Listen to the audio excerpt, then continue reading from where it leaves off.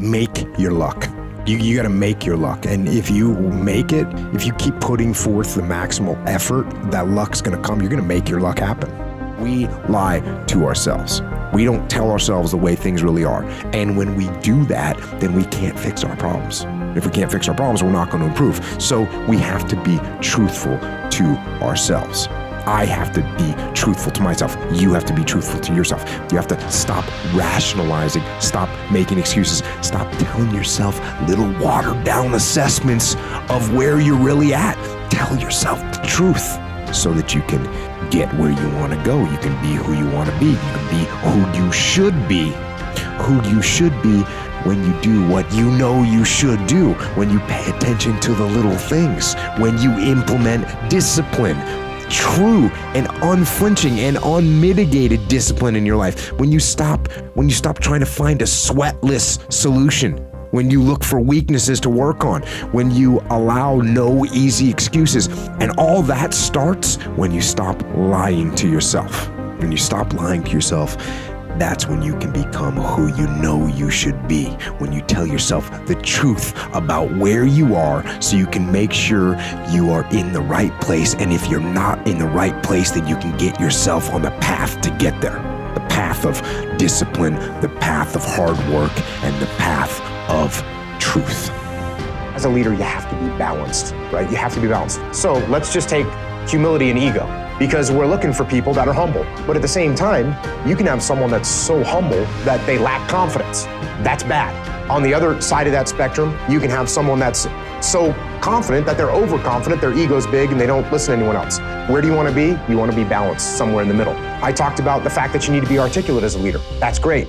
Can you be a leader that talks so much that people stop listening to you? The other end of the spectrum is you are a leader that doesn't say enough, and now the team doesn't know what direction they're supposed to be going in. So where do you want to be? You want to be somewhere in the middle. You want to be balanced.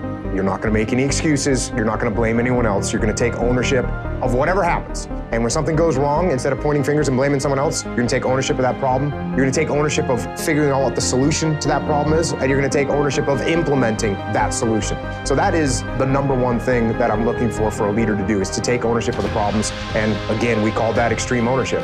Those days when I'm tired or worn out or just basically sick of the grind, what do I do on those days? I go anyways. I get it done, even if I'm just going through the motions. I go through the motions. I don't really want to work out. I work out.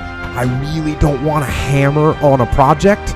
I hammer on the project. Don't really want to get up and get out of bed. Yeah, I get up and get out of bed. Now, these could be signals that you need some time off. And those signals might be right. They could be correct. But don't take today off. Not today. Wait until tomorrow. Don't give in to the immediate gratification that is whispering in your ear. Shut that down. Do not listen to that little voice. Instead, go through the motions. Lift the weights. Sprint the hill. Work on the project. Get out of bed. As an overall rule, I do not like procrastination. You need to get things done. But if you are going to rest, that is one thing that you should procrastinate on. That's the one thing I want you to put off until tomorrow. And if, when tomorrow comes, you still feel like you need to rest or you need to take a break, then okay, take it. But the chances are you won't. You won't need that rest. Chances are you will realize that the desire to rest was just weakness. It was just the desire to take the path of least resistance, the downhill path, the easy path.